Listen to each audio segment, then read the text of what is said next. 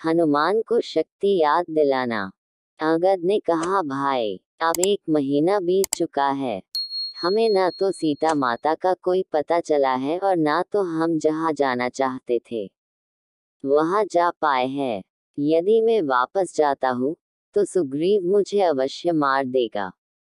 इसलिए मैं अब यहाँ रहूंगा और तपस्या करूंगा। तुम लोग जाओ। हनुमान ने कहा, युवराज, आप गलत समय पर आशा क्यों खो देते हैं? सुग्रीव आपको बहुत प्रेम करते हैं। आप भगवान राम के कार्य को पूरा करने की पूरी कोशिश कर रहे हैं। हमें गुफा में जाने में बहुत देर हो गई, लेकिन वे आपको क्षमा करेंगे और आपको राजा बनाएंगे।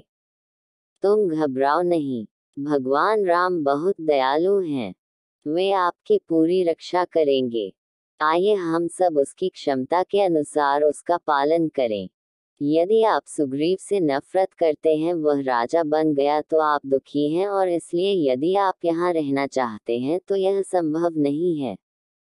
चाहे आप राम के कार्य में कितना भी छिपे, आप लक्ष्मण के बाणों से बच नहीं पाएंगे। यदि उनका काम करने से बचना संभव नहीं है तो उनके पास जाना बेहतर है।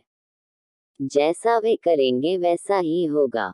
हनुमान की बात सुनकर अंगद ने जीवित रहने का विचार छोड़ दिया, लेकिन उन्होंने सुग्रीव के पास जाने के बजाय यहाँ अनशन करके उपवास करने का फैसला किया।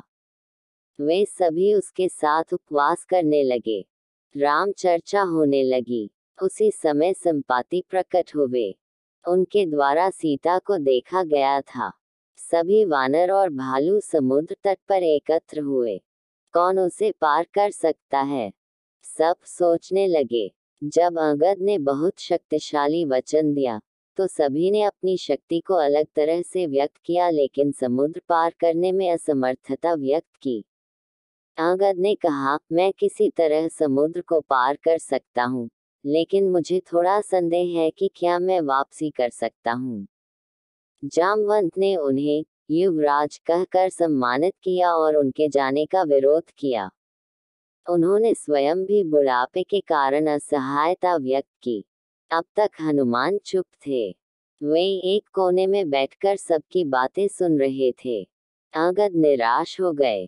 सीता का पता पाकर वानरों में जो आनंद की अनुभूति हुई, वह वापस से निराशा में बदलने लगी।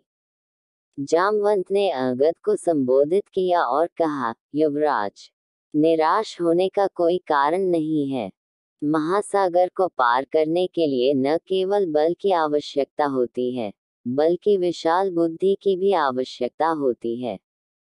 स्वयं भगवान शंकर ने इस कार्य के लिए अवतार लिया है। राक्षसों का नाश अवश्य ही होगा।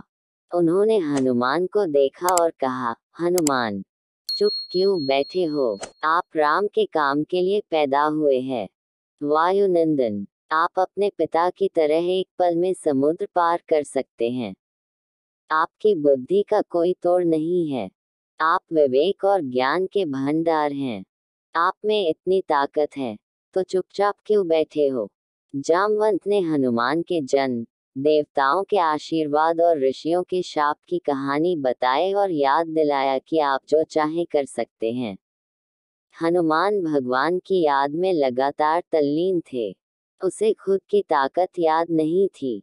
जैसे ही उन्होंने जामवंत के शब्दों को सुना, उन्हें याद आया कि मेरे पास असीम शक्ति है। भगवान की असीम कृपा मुझ पर है और भगवान की पूरी शक्ति मेरी शक्ति है। उसका शरीर बड़ा होकर पहाड़ जैसा हो गया। उसने दहाड़ लगाई, समुद्र में है ही क्या? भगवान की कृपा से मैं ऐसे सैकड़ों समुद्र पार कर सकता हूँ। यदि मुझे लंका में सीताजी नहीं मिली, तो मैं स्वर्ग से लेकर ब्रह्मलोक तक की खोज करूंगा, लंका के 7 त्रिकट पर्वत को उखाड़ूंगा और रावण को मारूंगा। कोई शक्ति नहीं है जो राम का काम करते समय कोई विघ्न पैदा कर सके। हनुमान की दहाड़ सुनकर पूरी वानर सेना हर्षनाद करने लगी। जामवंत ने कहा, हनुमान, आप सब कुछ कर सकते हैं, लेकिन आपको इस समय सब कुछ करने की जरूरत नहीं है। आप बस सीता जी के दर्शन करके आओ। हम सभी भगवान राम के साथ लंका जाएंगे। भगवान के बाणों से राक्षसों का उद्धार होगा, राम की महिमा बढ़ेगी, हम सभी उत्सव मनाएंगे। जैसे ही हनुमान ने जाम्बवान के वचन सुने, वे उछल पड़े और पर्वत की ऊंची चोटी पर बैठ गए। उसकी पूंछ के प्रहार से बड़े बड़े पेड़ आसमान में उड़ गए। कई फूल पेड़ों से गिर गए और हनुमान पर गिर गए, जैसे कि वे उसकी पूजा कर रहे थे। देवता खुश हुए, ऋषियों ने शांति पाठ किया, वायु ने मदद की। हनुमान ने समुद्र पार करने के लिए छलांग लगाई। उसने भगवान को याद करके वानरों को आश्वस्त किया कि मेरे मन में बहुत उत्साह है, बहुत आनंद है। भगवान की असीम कृपा को महसूस करते हुए कहा, मैं काम खत्म करने के बाद जल्द ही वापस आऊंगा, आप लोग घबराएं नहीं। तब वे भगवान के नाम का जयनाद करते हुए वहां से निकल गए। उनकी गति से प्रभावित होकर कई पेड़ उनके साथ उड़ने लगे। उनके शरीर के कठोर स्पर्श से बिखरे बादलों जैसे इधर उधर होने लगे। श्री मारुति नंदन और कहीं देखे बिना आकाश मार्ग से चल पड़े। इस प्रकार जामवंत का हनुमान को शक्ति याद दिलाना हनुमान जी को श्राप से मुक्त करना भी था। हनुमान को उनकी शक्तियों की याद किसने दिलाए और कब? हनुमान को शक्ति याद दिलाना जामवंत द्वारा किया आया, क्योंकि जब हनुमान जी बालावस्था में थे तब उनको एक ऋषि से श्राप मिलता है कि वह अपनी सारी शक्तियां भूल जाएंगे।